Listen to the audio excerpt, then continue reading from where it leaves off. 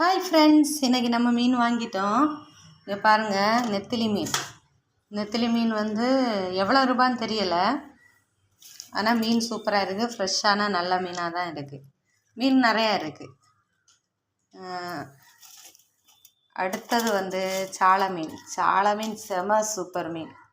பாருங்க, ரொம்ப ஃப்ரெஷ்ஷாக இருக்குது, நல்லா இருக்குது. பொரிச்சு சாப்பிட, குழம்பு வைக்க சூப்பராக இருக்கும்.